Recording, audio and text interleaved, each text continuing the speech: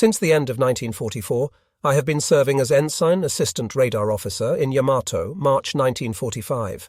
Yamato lies moored to Buoy 26 in Kure Naval Port. A large buoy, it is at the outer limit of the harbour. In preparation for the coming mission, we are scheduled to make a hurried trip into dock for repairs to various parts of the ship, and for the installation of recoilless guns, additional radar, and the like. 29 March, early morning.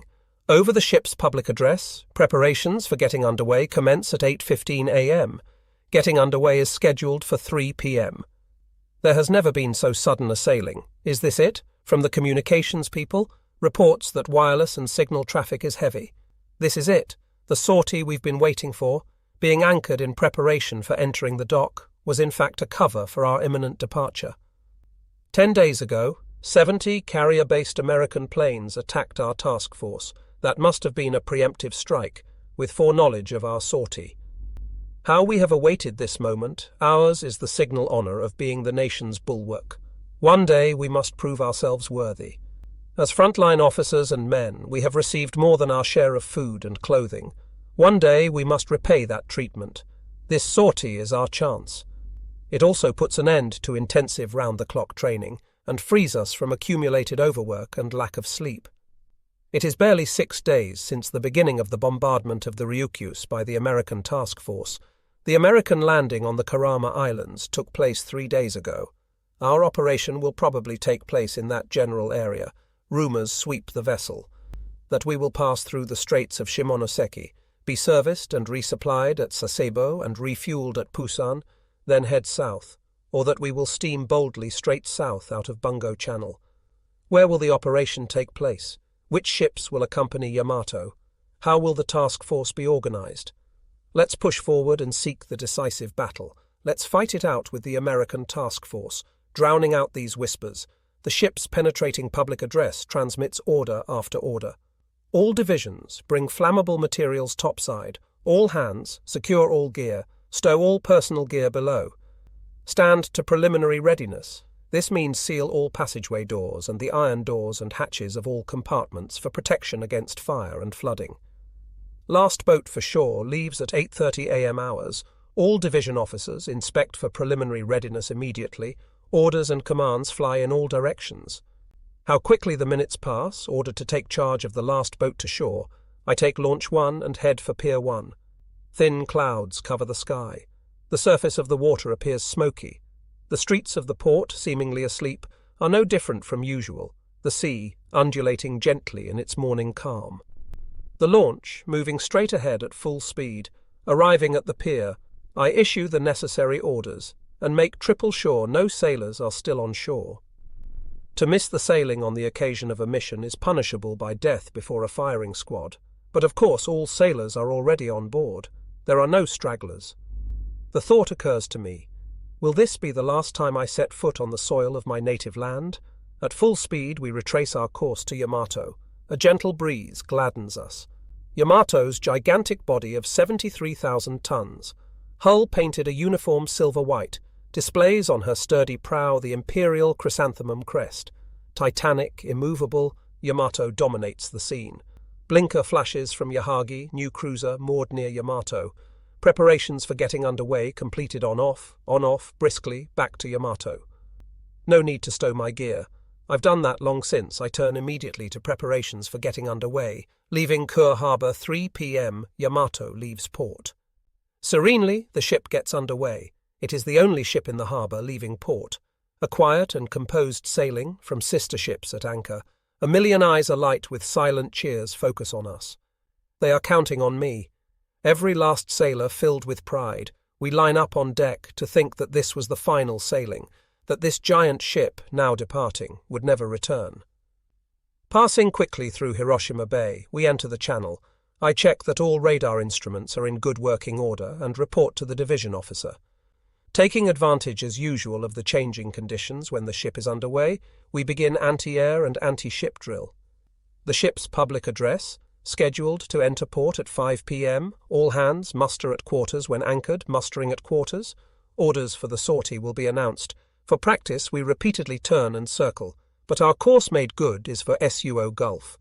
The captain discusses tactics with staff, the staff officers of the task force, on the chart stand, a thick document with red covers.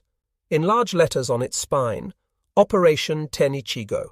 10 heaven probably comes from the phrase, a heaven-sent opportunity to reverse one's fortunes. In the face of the all-out storming of Okinawa by the American forces, won't heaven grant us divine resources to reverse the fortunes of this war? The charts, several deep, are all detailed maps of the Okinawa area, set in reduced scale to the 40-kilometer range of Yamato's main batteries. Compasses describe an arc on the chart. Its center is the point at which the American forces are expected to land. It must be the course proposed for this ship as she bombards the American forces on shore. The fingernails of the staff officer wielding the compass turn white, so tight is his grip. In suppressed voices, the give and take continues, the makeup of the task force, the compass course, air cover, the time of sailing, and so on, a mountain of tough problems. Waiting dusk, we drop anchor off Mitagira, having taken the shortcut directly through the Narrows. A few destroyers have already preceded us into the harbour. We left port separately in order to maintain secrecy, and are now anchored temporarily in the roads here. Contact with land still cut off, we await final orders for the sortie. In the meantime, we seek in several days of rest to gain the strength to reverse the nation's fortunes, to hone our fighting spirit to the limits of selflessness. We muster at quarters. All hands line up on deck in fatigues. In the night, dark under blackout, the breathing of 3,000 men grows still. The captain states the aim of the Ten Ichigo plan, to counter the American landing on Okinawa, and the mission of this vessel, to be the mainstay of the task force making the sortie.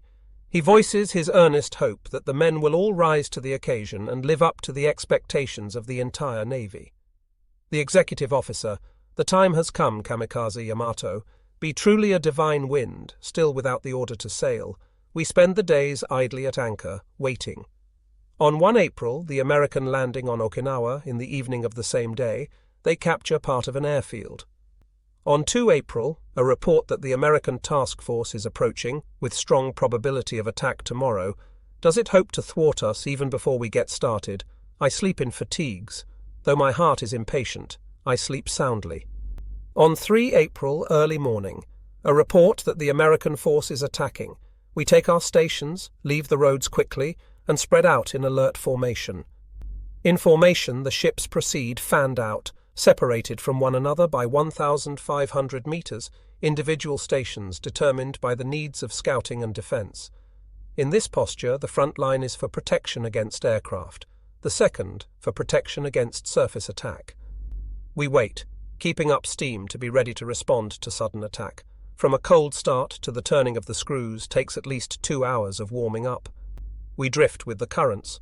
Our sortie should take place after the American task force has withdrawn. It won't do to rush things. Forenoon. A single B-29 passes directly overhead and from a high altitude takes a blind shot at us, one middle-sized bomb.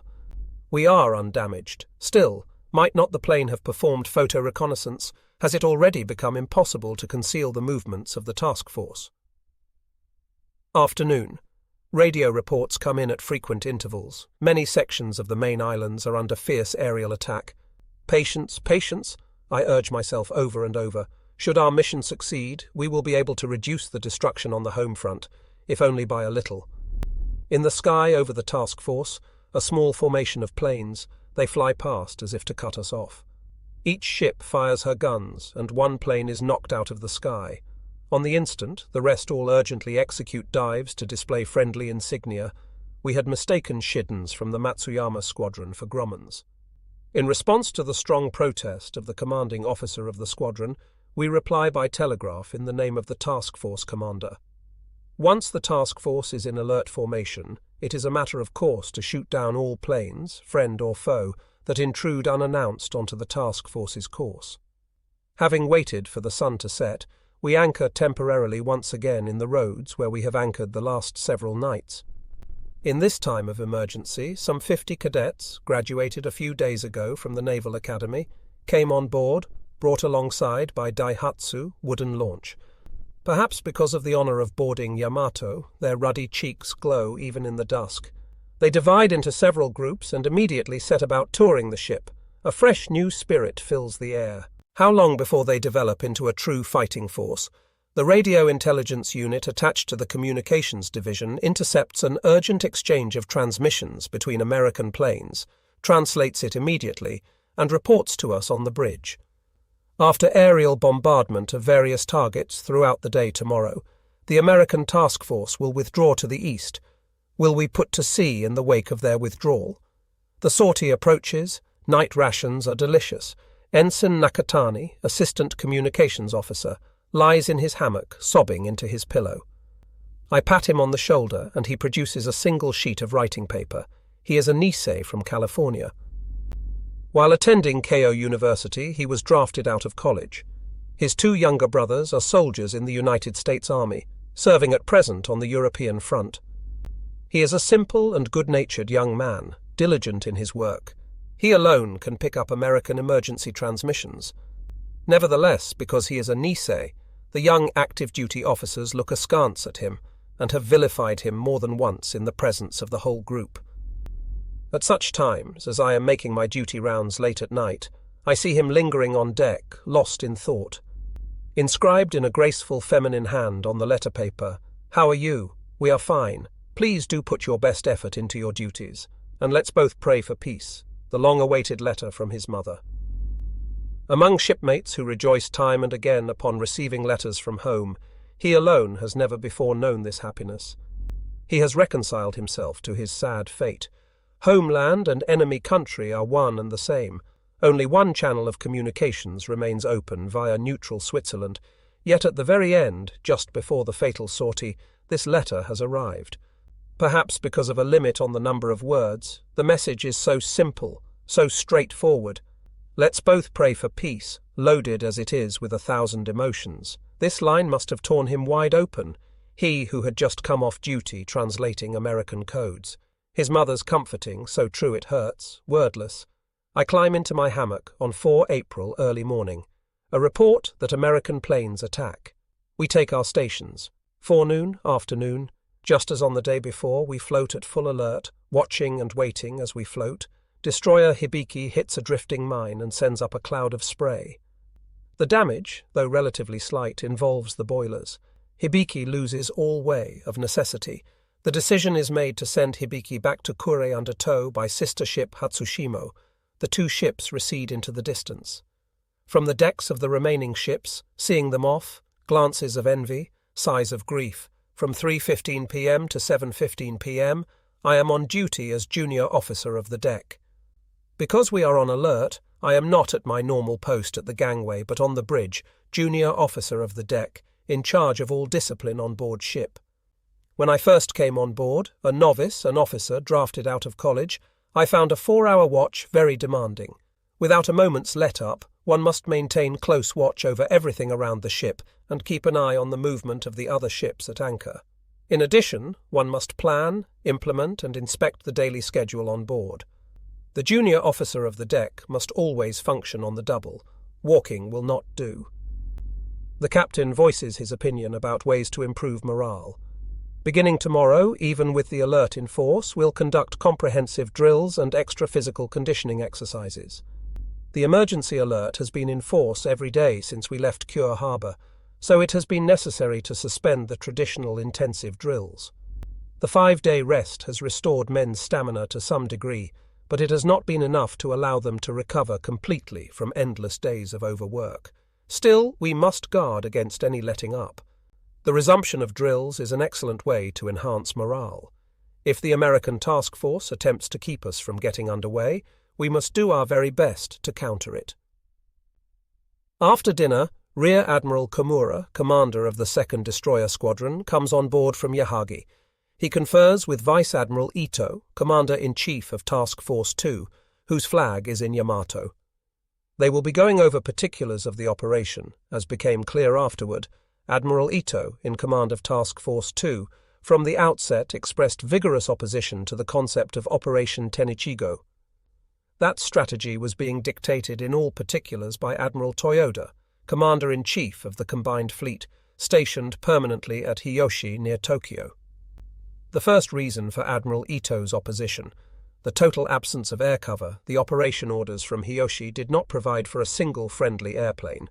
The second reason, the inferiority of our surface forces. Our side had 10 ships in all, including 8 destroyers. The enemy had no fewer than 60. The third, the delay in the time of sailing. The orders set the time of getting underway at 1 day after the withdrawal of the American task force. Admiral Ito favoured moving that up 12 hours, setting out cheek by jowl with the withdrawing American task force and attacking at night on the high seas. Arguing that common sense would leave the final determination of time of sailing, if nothing else, to the officer in command on the scene, Admiral Ito reportedly gnashed his teeth in anger and indignation. On board all is calm. An order comes down from the communications staff officer. I am to take charge of a boat to carry documents to each of the vessels in the task force. They must be rush materials relating to the codes. As I climb to the bridge, the night is dark and starless. On the distant shore, 2 flickering points of light, apparently fires from today's air raids. At 9 p.m., looking to carry out my orders to the letter, I check on the charts the location of each anchored ship, wind direction and wind speed, and tides. I enter the information in my pocket notebook and hasten to the gangway. Estimated time for the task, 2.5 hours, the boat to be used. My old friend Daihatsu Pomwan, wooden launch, coxswain, the skillful petty officer Sugimoto. Picking out the silhouette of the ship against a background black as lacquer, I grope my way toward the gangway. What excellent training in getting to the lifeboat at night, I remember. When I first came on board, day after day, we devoted the hour before breakfast to practicing how to get to the lifeboats in the dim morning light. All in preparation for today, silent throughout, the coxswain and 2 crewmen go about the business of coming alongside and casting off. The 9 accompanying ships sit motionless on the black ocean, on board, now serenely asleep, 3,500 officers and men. The launch makes 1 circuit of all the ships anchored in deployed formation, then hastens back to Yamato, an alluring glow, light green on the surface of the water. Plankton, floating in the launch's wake, a phosphorescent wave, the aroma of the sea hangs in the night air. Returning to Yamato, I report completion of the assignment to the communications staff officer, 11:35 p.m. As I go up to the bridge, I can no longer make out a single point of light. Those fires on shore must have been put out. In my quarters, I set in order the record of the radar training. My desk is nearly concealed by the hammocks stretched between the beams. I sit at ease, almost on my hands and knees, and let my pen race. When I finish, I close my eyes for a moment. The spring warmth is not far off. The spring I shall greet, will it be in this world? I climb into my hammock and open a book. Normally, because one drill follows another, no leisure exists for reading, but anticipating that we would have some free time at sea, I searched out a single volume in the ship's library below deck just before we sailed, a biography of the philosopher Spinoza, most likely a personal copy left to the library by one of the ship's officers. If we resume drills tomorrow, I won't have even a moment's leisure. I have read only a few pages, so there is no prospect that I can finish it before the attack. So be it. I immerse myself in the book. The soft, almost novelistic style engulfs me like honey. I remember. After I joined the Navy, virtually every night for a month I was tormented by a nightmare. Hungry for the printed word, I prowled bookstores, scanning with bloodshot eyes the titles on the spines of books I would never get to read. On 5 April forenoon, an inquiry from the gunnery officer concerning the particulars of the radar target exercises. Yahagi is to tow the target, but what should the range be? And how long should the tow cable be? The exercises are designed to calibrate the radar. Yahagi tows a target of metal screen, which reflects ultra-short waves well. We make our observations simultaneously by radar and by visual rangefinder and azimuth compass, correlating for distance and bearing. In conformity with yesterday's order from the captain, each division on ship resumes drills. The general damage control training is the toughest. The captain points out each and every failing and makes us repeat the drills over and over again. Officers and men are still not in peak form. The bridge overflows with scathing criticism, with menace that we should still need to be driven like this right up to the very end. Still, how to reconcile my awareness that we are not yet ready with my conviction that we must win? What is it anyway, this conviction that we must win? Don't get sidetracked, this will be a rare trial by fire. When the moment of attack comes, just give it our best. Afternoon. A report that the American task force is withdrawing as expected. Has the time finally come? An announcement from General Headquarters concerning the progress of fighting on Okinawa.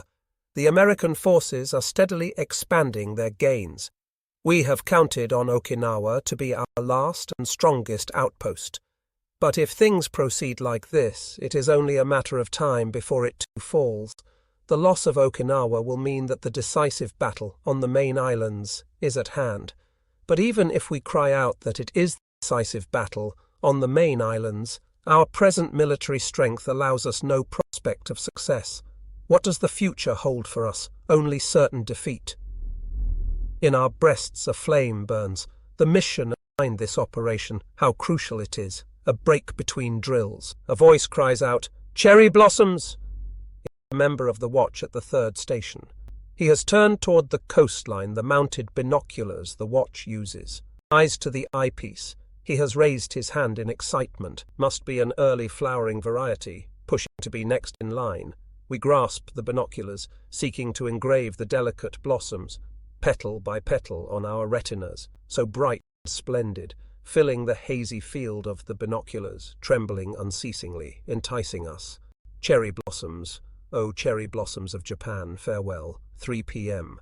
The orders for sailing, sent from the Commander-in-Chief of the Combined Fleet to the Commander-in-Chief of Task Force 2, communicated to all those of junior officer rank and above. Yamato and the 2nd Destroyer Squadron will sally forth in a naval special attack via Bungo Channel at dawn of day Y-1. At dawn of day Y, they will charge into the seas west of Okinawa and will attack and destroy the enemy's invasion fleet. Day Y will be the 8th of April. They say the Admiral's earlier consultation with Rear Admiral Komura resulted in a decision to express determined opposition to this operation. Has the opposition of the front-line unit been rejected out of hand? In the first wardroom, the gun room, cabin of the ensigns and lieutenants junior grade, debate heats up over the relative merits of battleships and airplanes. No one maintains that battleships are superior. An ironic voice asks, which countries showed the world what airplanes could do by sinking Prince of Wales? At the time Yamato was designed, 10 long years ago, one could boast of the impregnability of her defenses. But it is unreasonable to think Yamato can maintain that impregnability in the face of rapid progress in the technology of aerial torpedoes and bombs, in the face of overwhelming numbers of torpedoes and bombs. We have nothing to rely on but our very highest degree of readiness and our determined fighting spirit. The night before the mission, 5:30 p.m. over the ship's public address, all cadets prepare to leave the ship. Distribute sake to all divisions. Open the ship's store. This order signals the beginning of festivities, the first stage of preparations for sailing. Arrangements for debarking the cadets go very quickly. Once these are completed, the cadets are summoned to the first wardroom. We exchange glasses of sake in ceremonial farewell, even though they came on board barely 2 days ago, eager about their new assignments. They have long lives ahead. We couldn't bear to take them along on an expedition into certain death. Moreover, 50 newcomers would diminish our fighting strength, not augment it. This time around, their departure from the ship cannot be avoided, despite their long-cherished desire to serve in Yamato.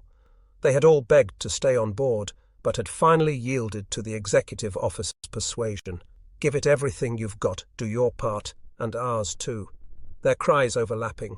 They did honours, pouring the sake. How can we respond to their entreaty? Raising his glass in toast, Assistant Navigator Ensign Suzuki Officer Cadet School loses his grip on it. It falls to the deck, shattering into 1,000 pieces. They say it is most unlucky to break the glass with which one toasts a departure. He pales and is crestfallen. There is nothing he can do. Our scornful glances pour in on him immediately. On the eve of departure, why should omens have frightened us? And what were we relying on, those of us who held him in contempt? How did we maintain our calm? In fact, weren't we deluding ourselves that our own deaths would have the honour due the chosen few? Imagining that would die spectacular deaths in a suicide attack, weren't we clinging to the excitement of the extraordinary, or finding ourselves on a path offering no escape from certain death? Weren't we intoxicated by the empty dream that we alone would return alive? We deceived ourselves. What awaited us was death and nothing else, death beyond a doubt. No matter how splendid its raiment, death is death. Were we prepared to accept a death from which all colour had faded? Only Ensign Suzuki had gone beyond illusion and faced up to his own death. Look it straight in the face. Don't deceive ourselves. Our wine glasses have all shattered. It is only for this short while, with great effort, that we grasp them with both hands. Death is already nearby. Nothing stands in its way. Meet death face to face. Death, it can stand truth. Let this opportunity slip, and you'll have no chance to do a final reckoning of your short life, your lifetime of 22 years. Ah, what a coward, deadening your senses now by taking refuge in alcohol, cloaking yourself in barbaric valor and false pride, laughing at your fellow officer who fears death. Ensign Iguchi, watch officer, is in charge of order and shipboard routine. Even with the festivities about to begin, he still brandishes his swagger stick and reprimands the sailors for the way they enter the wardroom, the way they place their feet, their salutes, their speech, the sequence in which they arrive. He points out all the lapses, interminably. As a result, the sailors are most reluctant to enter. Assailed by his angry voice, one older sailor makes the same foolish motions over and over. His dry eyes move hardly at all. The older sailor's behaviour is not what it should be. Perhaps because he knows what fate holds in store for him tomorrow, he has lost his sense of purpose. The swagger stick hisses as Ensign Iguchi strikes him on the buttocks, a dull slapping sound. The old sailor falls over sideways. His cheek, pale under his sunburn, rubs along the deck. Ensign Iguchi, probably young enough to be the sailor's son, is it zeal that suffuses his eager face or childishness? That's enough, Ensign Iguchi, a shout from Lieutenant Tomoda, Officer Cadet School. Ensign Iguchi's face turns completely crimson. Swagger stick ready in his hand, he confronts Lieutenant Tomoda. Lieutenant Usubuchi, chief of the first wardroom, stands at his chair, steps over and speaks. Don't be silly, Iguchi. Take that sailor. Return to your division and have a long drink together. Tonight's the last night, isn't it, for both of you? At this point there's no sense in being so strict. The sailors won't feel like doing their best for you, Lieutenant Usubuchi, outstanding member of the Naval Academy's 71st class. The bravest man on board and an inspiration to the morale of the whole crew. Yet he has a fine human touch and is fond of anecdotes about the lives of great men. In my first days on board Yamato, I once was the target of Lieutenant Usubuchi's fist. One night, having finished night training, I was hurrying along the passageway to my quarters. A sailor coming toward me turned to the left a dozen or so meters in front of me and disappeared into the passageway along the port side of the ship. There was no doubt that for several seconds at least his eyes had met mine, a clear violation of regulations, an offence that normally would call for 5 blows of the fist. "Halt!" I roared, when he retraced his steps and ran up to me. I saw he was a young signalman. Fearing punishment, shoulders trembling, he studied my face intently. "You must have seen me before you made that turn." "I did, sir." "Then why didn't you salute?" He stared at me and bit his lip. "You knew you had acted in poor form, yet you turned away. You undoubtedly felt bad about it afterwards, right?" "Yes, sir." He looked back at me dubiously. Saluting takes only a slight effort. It's the simplest of all acts, but if you don't do it, it leaves a bad taste. How foolish, yes, sir, from now on. Even if it's only your superior's back that you see. Try saluting simply because it's the thing to do. It doesn't take a whole lot of effort, and you'll always feel good about it. Aye, sir." Creases appeared on one cheek, and his face twisted into a smile. "If you've got that, now let's see a real salute." He repeated a determined salute several times, and ran off with a little skip. "Halt." I turned around. Lieutenant Usubuchi, even as that thought registered, his fist landed a blow on my left cheek. Caught off guard, I reeled. Are there really officers who act that way, observing an infraction and yet not striking the guilty party? Not red with anger, but pale with tension, he stood very close. I watched the whole thing, and I understand in a way what you said.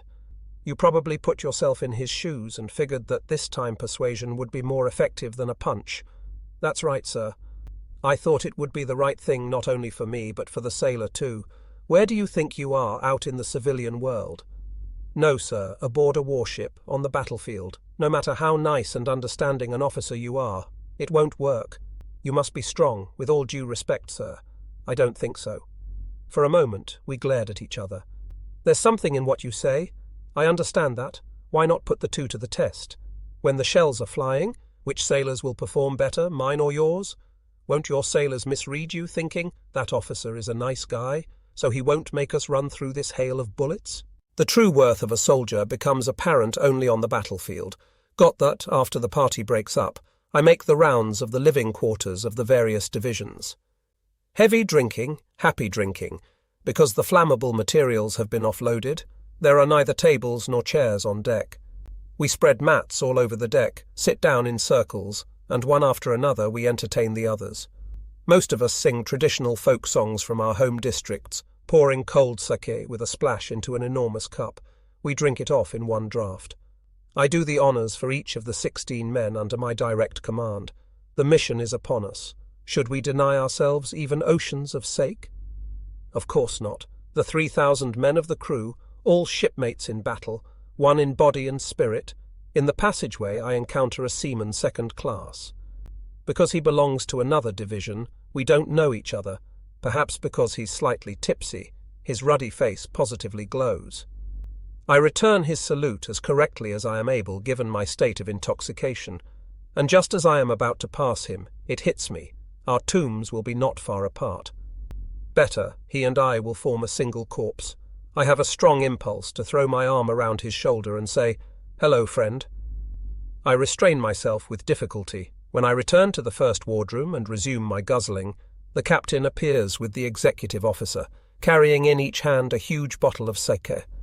The 50 lieutenants junior grade and ensigns form a human fence around them, and there is no end to the boisterous singing and wild dancing. We pat the splendid bald head of the captain, a few even give it a good rap. The executive officer, rumpled in the scrimmaging, gets his jacket torn. I lose sight of the two. Soon it is about 11 p.m. Over the public address, the executive officer himself gives the order to everyone on ship. Today we've all had a good time, and that's very much as it should be. But an end to it now. His voice has an unusually affectionate tone. Blood drains from our faces. Cramps run along our shoulders and arms. Scolding voices, angry voices, fly out in all directions and echo off the bulkheads. I am befuddled with drink, and that ache in my breast is completely stilled. On 6 April, 12 a.m., 2 destroyers come alongside, one to port and one to starboard, and begin the refuelling operation. It takes hard work on the part of the entire engine room crew. At the same time, we continue offloading all non-essentials. In the bright moonlit night, a sense of expectancy pervades the ship. About 1 a.m., a single B-29 passes directly over Yamato. Continue refueling, but man anti-aircraft batteries. The plane is much too high, so we do not fire. The tenacity with which this ship is being reconnoitred is enough to make us gnash our teeth. Day after day, the American reconnaissance planes have come in a diligent effort to capture Yamato's movements, and they have not missed the golden opportunity offered by this refueling for the mission. 2 a.m., the cadets finally leave the ship. Their transfer to a destroyer alongside is completed. Running across the gangplank, they turn, look up at Yamato's bridge towering over them, and salute for a long moment. They have long dreamed of becoming members of Yamato's crew, yet at this last moment before the mission, they must surrender that dream. 20-odd sailors who recently have received orders reassigning them to other posts similarly cross the gangplank to the destroyer. It's really a shame to leave the ship just before the mission, even when their eyes are filled in fact with regret. One can detect in their words a relief at their narrow escape from the tiger's jaws. A dozen or so sailors, seriously ill and not capable of performing battle duties, leave the ship accompanied by medical staff. What to do with the older sailors, those over 40, in battle terms they are virtually ineffective. Moreover, in most cases, their death in battle would be an enormous blow to their dependents. The young officers take counsel among themselves. Based on these two considerations, they recommend to the captain that these men leave the ship. They select from each division those who qualify and put forward a list of names. After consulting his staff, The captain permits some of these men to leave the ship. The offloading of all non-essentials is finished. The readying of Yamato for battle proceeds apace. While all is still dark, the refueling comes to an end, and the destroyers on either side pull away. They had rushed about the two bases, Kure and Tokuyama, collecting the fuel they have loaned us to replenish our supplies. Thanks to this arduous stopgap measure, all our ships have received the fuel they need. But from now on, won't the ships remaining in the inland sea run out of fuel? 3 B-29s passed directly overhead. They must have verified that the refueling operation is over. The morning of the sortie. Early morning, the ship's public address. We will get underway at 4 p.m. All hands assemble on the foredeck at 6 p.m. Charged with eagerness, the voice of the officer on duty roars over the public address system. The day of the mission has come. Once more we check that hatches, doors and covers have been sealed. The work of getting ready is almost completed. In the midst of growing tension on board, all remains calm. Time hangs heavy. The ship's public address. The deadline for mail is 10 a.m. Even though we are in no mood for it, we all encourage each other and try to write home. How difficult to write a letter to be read after one's death. But I must requite those kind enough to hope for even a single word written by me. What to do about mother's grief? Is there any way that I, unfilial in dying ahead of her, can now console her? Can anyone take my place in shouldering her grief? The reply was no.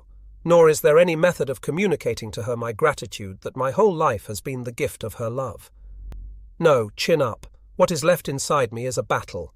Nothing more. I am a warrior about to take the field. Nothing more. Don't picture her bent over in grief. Encouraging myself in this way, I finally write, "Please dispose of all my things. Please, everyone, stay well and survive." That is my only prayer. What more can I say? My parting emotions are clear in the letter. She will grieve for me. I can only submit and die. I can only hope that my death will bear fruit. Rejoice, mother, if I'm lucky enough to die a death of which I need not be ashamed. Emotions that touch the very heart of the reader. I am not up to rereading the letter. I hurry to the mailbox, stuff the letter in, and escape from my quarters. Thus are severed all bonds tying me to my own flesh and blood. Why is it that even at this moment my father's grief is so little in my thoughts? Only for a moment does my memory summon up the rather lonely sight of his back as he drinks his evening sake. Ensign Suzuki, a solicitous man, asks each of his shipmates, "Already written your letter?" If someone turns his face away, what? "Not yet, don't you have a mother?" Even a single word will do, so write. Pressing the man, he places a pen in his hand. The ensigns and lieutenants junior grade gather in the first wardroom and receive our allotment of cigarettes, which are ceremonial gifts from the Emperor and ship's store items. An abundance of candy, tiny bottles of whiskey, soda. It barely fits into the 2 pockets of our uniforms. A few men on duty as lookouts or as navigators must take their stations earlier than the rest of us. Each wraps his last clean uniform in a pure white carrying cloth. Swords in hand, they stand at the door, heels together, nod silently, then turn smartly and leave. Our last view of them, "Do a good job, die a death worthy of you," the parting words of fellow officers, seeing them off. Their shoulders are already squared. In response to such brave parting words, their shoulders become squarer still. This is the final parting of comrades in arms who are as close to one another as blood relatives, yet no one slaps shoulders or shakes hands. Simple and silent nods, no more, flowing beneath these brief nods. Emotions that would do justice to the most painful of leave-takings. I go to the sailors' bunkroom. Many are writing final letters. Seaman First Class Hashimoto, who is under my direct command, gets up from his cot and salutes. At his feet, atop several sheets of stationery written on in pencil, I see a memorial lock of hair. 40 years old, he has 4 children. In civilian life, he is a greengrocer. A pleasant fellow, but his performance record is poor, according to what a non-commissioned officer said later. Just before the mission, Seaman Hashimoto got together all his things, down to the last sheet of paper, and mailed them home. Among the older sailors, quite a few were like him. 2 B-29s fly over, one after the other. High-altitude reconnaissance. Are the American forces already intent on predicting the hour of our sailing? The operation commences afternoon. We prepare to sail. It is a sailing that holds no promise of a return. A seaplane has landed near the gangway. We store our battle kits at our designated battle stations, the upper radar compartment near the top of the main tower and directly under the bridge. 110 rungs up the ladder from the deck, at a height of 33 meters above the water. From now on, no matter what happens, we are not to leave our posts. The radar equipment functions very smoothly. That seaplane circles over the task force, then flies off to the east. The battleship's flag flutters atop the main tower. Yamato is now ready for battle, basking in the honor of taking part in her final sortie, the 3,332 men of the crew. At 4 p.m. we get underway. All engines, ahead 1/3, task force course, 120 degrees, flagship Yamato. On board, Vice Admiral Ito Seiichi, commander of Task Force 2, escort, the 9 ships of the 2nd Destroyer Squadron. Cruiser Yahagi and destroyers Fuyutsuki, Suzutsuki, Yukikaze, Isokaze, Hamakaze, Hatsushimo, Asashimo, Kasumi. All are crack ships, tempered in 100 battles. The final task force sortie of the Japanese Navy. 10 picked vessels, the best. At this moment, each of the other ships conducts a simulated attack. Treating Yamato as an enemy ship, they perform flawlessly. Spread out in circular formation with Yamato in the center, we make straight for Bungo Channel at base speed, 12 knots, deliberately. Destroyers Hanazuki, Kaya, and Maki, which preceded us here from Tokuyama as an anti-submarine unit, turn back and head for home, full of spirit and biting through the pure white crests of the waves. Our escort ships, the Arrow, has been loosed. By turns we stand lookout duty. I am the lookout officer. My place of duty is in the middle of the bridge, the heart and brains of the ship. My duty is to supervise the lookouts stationed at 16 places on board and to evaluate their reports, deciding which to pass on to the staff officers, from the captain on down. When we are steaming on alert, it is a most important duty. 2 meters to my right, the Commander-in-Chief, a Vice Admiral. 1 meter to my left, the Chief of Staff, a Rear Admiral. Considering that I'm a novice officer cadet schoolman, I'm pretty lucky to be here. Yamato advances inexorably, throwing up a bow wave to either side. Thanks to the incomparable seaworthiness of the ship's construction, there is no pitch or roll. Even on the bridge, we have the illusion of standing on firm ground. This very moment, our 10 ships push onward with single purpose, defying the currents at 6 p.m. We muster at quarters, clean uniforms. This is probably the final muster. Soon after being dismissed, we will go to our battle stations. There will be no occasion for another muster. We can look forward only to demonstrations of unity and strength at each battle station. Because the operation is already underway, the captain cannot leave the bridge. In his place, the executive officer passes on the words of farewell addressed to the task force by the Commander-in-Chief of the Combined Fleet. This task force of the Imperial Navy, in cooperation with the Army, is about to stake its entire air, sea and land might on an all-out attack against enemy ships in the vicinity of Okinawa. The fate of the Empire hangs in the balance. For this occasion we have organized a naval special attack task force and have given it orders for an attack unparalleled in its heroic bravery.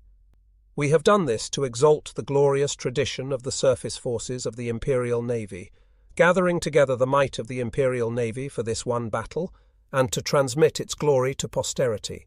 Let each unit, special attack unit or no, fight fiercely, annihilate the enemy task force at every turn, and thereby make secure for all eternity the foundations of the Empire. Well said. Bows in the direction of the Emperor, the singing of the national anthem, military songs. Each ship responds to the others as if in echo. 3 shouts of banzai, looming high above us in the bright moonlight, the main tower, indescribable. We are dismissed. I am about to climb down the hatch on the starboard side of main battery when I notice an officer lingering on the foredeck. The face seen from the side in the clear moonlight, the shadow of the bushy eyebrow falling on the cheek, is that of Ensign Mori, he who is noted for having the greatest capacity for drink of anyone on board, for being broad-minded, and for having a beautiful fiancée. That lovely face in the photograph that never leaves his person, and those beautiful and clear brushstrokes of the letters he receives regularly, are the envy of the entire First Wardroom.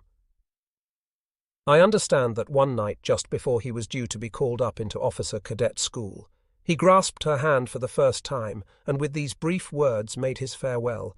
your eyes, your mouth, your nose, your hands and feet, they all belong to me." He turns on me the gaze he had been directing at the dark waves and speaks close to my ear, as if pleading, "I'll be dead, so I'm no problem. Those who die will be the lucky ones, no problem with me. But what about her? How to get her to be happy? A better man than I will surely show up, marry her, and make her happier than I could. That's how it will be, I'm sure. Her happiness with me is already over. I'm bound now for death, so I want her to find some greater happiness, marry a nicer fellow. Accept that new happiness without reservation. I'll die leaving behind one who will truly grieve for me. I'm a lucky one, but what will become of her? Left behind, she'll make a good marriage and be happy. I hope for that alone, when she's truly happy again, that's when I'll live on in her. Live on. But how can I get that wish of mine across? I've told her repeatedly in person, and I've written it in letters any number of times. Find a greater happiness with someone else. That alone is my final wish. But how can I make sure? What guarantee do I have that she'll comply? Shall I pray? My resolve is so real that I can't help praying. But is that alone enough? If I prostrate myself and pray, will that do it? Cry out from the depths of my soul, somehow, please let her hear my plea? Is that all I can do? His tone is gruff. There are no tears. He pours out his intense entreaty. No, his anger. He is spitting out his anger. I am nodding, speechless, over our heads. The clear moonlit night we are seeing for the last time. Beneath our feet, the stout foredeck we will not set foot on again. You, his intended. You had won a love without equal. You should heed the prayer into which he poured his whole being. You must heed it. Still angry, he breaks off and stares intently at the waves beneath our feet, on the surface of the jet-black sea, silver-white crests of waves that shatter and vanish. My eyes blur with tears, and I turn away. The wind blowing across my cheeks is cool. Good old Ensign Maury will die tomorrow, giving a fine account of himself. He stands stock still even as I slap him on the shoulder. I run to the hatch and hurry down the ladder. The die is cast. The mission leads to certain death. We can do nothing about it now. Praying fervently, he will die. In the end, she will do as he prays. It can be no other way. I run on, for some reason so impatient, so exasperated that I seem to drive my feet through the deck. I go straight to my post and turn my thoughts to the enemy. The task force has increased speed to 20 knots. On the bridge, I listen to talk about the mission. Our mission is connected inseparably with our special attacks against the American landing zones on Okinawa, and is coordinated also with the Army's counterattacks on land. It constitutes one facet of Operation Kikusui, which calls for an all-out air assault. The special attack planes, overloaded with explosives, most carry a payload of 1.5 tons, are far too slow. There is real concern that they will fall easy prey to the American fighter planes. Moreover, in this Okinawa operation, a fierce counterattack by American planes is inevitable, so there is a very strong likelihood that the special attacks will miscarry. That being the case, it is deemed wise to have Yamato act for the duration as decoy to draw off the swarm of American interceptors and weaken those defences. Still, to be good bait, we must not only be attractive enough as a target to draw off most of the enemy forces, but must have the anti-aircraft defences to resist for many hours. Yamato has been chosen as the decoy best meeting these criteria. To prolong her life even further, an escort of 9 ships has been assigned. An assault against Okinawa is only ostensibly our objective. Our real aim is to become the target of a concentrated attack by the crack American task force. Hence, all ships have only enough fuel for the voyage there. Returning is simply not in the plans. Yamato's 46-centimetre guns, vaunted as the world's largest and armed with a full supply of shells, stand ready and eager. But their mission is to be a decoy, no more. There is barely enough fuel for a one-way trip. Bravery, recklessness, needless to say. A plan has also been drawn up for the highly unlikely event that Yamato actually reaches the landing zones on Okinawa. That plan calls for Yamato's main batteries to shell the American forces already landed on Okinawa. Of the full load, 1,200 rounds of ammunition, the armour-piercing shells are to be used to destroy the support ships and the Type 3 anti-aircraft shells to inflict casualties. The armour-piercing shells, weighing 3,000 pounds each, are used to sink enemy ships. They have great power to penetrate. Those that strike the water send up geysers 150 meters high. The Type 3 shells, which have timed fuses and explode into fragments, normally are used to shoot down planes. Their range is 30 kilometers, and they break into 6,000 pieces that scatter in all directions. One volley once brought down an entire formation of 10 planes. The broad outlines of the operation are as follows. First, all ships will charge ahead, attract the American naval and air forces, and open the way for the success of the special attack planes. Any ship still afloat will simply press forward into the very midst of the enemy until she runs aground. All hands will fight with might and main until all ammunition is expended. Then any men still alive with one bound will become foot soldiers and join the fray, hence machine guns and pistols have been distributed to each division. Never in the annals of naval warfare has there been such a special attack, nor will there ever be another. According to the explanation offered after the war by those responsible, this operation was decided upon against all common sense because of increasing difficulty in maintaining this giant ship, which devoured as much oil as 30 destroyers, because of exasperation due to the imminence of defeat, and because of concern for the prestige of the surface forces vis-à-vis the kamikaze special attack planes. The statement seemed to imply considerable remorse at the loss of 6 fine ships and the lives of several thousand men. Even taking all such conditions into account, this operation clearly was too crude, too imprudent. Given the stubborn opposition of the entire staff of Task Force 2, from Admiral Ito on down and of the captain of each ship, Naval Headquarters recognized that the situation was so extraordinary that only personal persuasion had any prospect of success. The decision was reached to dispatch as Special Envoy Admiral Kusaka, Chief of Staff of the Combined Fleet, a classmate of Admiral Ito at the Naval Academy and his close friend. The seaplane that flew in just before we sailed carried Admiral Kusaka's party. Admiral Kusaka had taken part in the deliberations over the plans for this operation. He called the task force's entire staff together on board Yamato and offered the following explanation of the aims of the operation. At this moment, when the survival of the nation stands at a crossroads, nothing is more satisfying to us as warriors than to be able to bring into play this last ornament of our surface forces, this strong right arm made ready by long years of arduous effort. That decision having been made, so long as bullets fly, we wish to repay at least a tiny fraction of our indebtedness to the Emperor by fighting furiously, each man a match for thousands, and by annihilating the enemy down to his last warship and last vessel, thus restoring our momentum at one fell swoop. Yet even though the task force's duty as a naval special attack force is so important, the makeup of the task force is irregular, and it has not had sufficient training since the last personnel changes. Therefore, it is hoped that those at all levels of command will strive to ascertain the capabilities of those under their command, and will go about their tasks carefully and boldly, with superhuman effort in matters of command, thus eliciting the utmost fighting strength from each ship. The main purpose of this operation lies in the mortal attack to be delivered by the land-based airplanes, but because the enemy's military strength is colossal, we must expect to engage an enemy task force superior to our own. The normal tactic against a superior enemy task force would be a night attack, but with the recent advances in radar, even a night attack on this enemy is not to be taken lightly. A dispersed attack at night feints with part of the force, decoying with an oblique 2-stage attack. Such tactics call for detailed preparations and study, and for the blow to be decisive, the main force must lead a concerted attack the next morning. Thus, Admiral Ito's doubts focused on the issue of the real objective of the operation behind the rhetorical flourishes of the orders. He was won over at last only after receiving the final word, "You are being requested to die gloriously," heralding the deaths of 100 million Japanese who preferred death to surrender. Once again, Admiral Ito straightened his shoulders and asked, "What of the end of this operation? In case we incur extensive damage on the way in, will the decision as to how to deal with that situation be left to me?"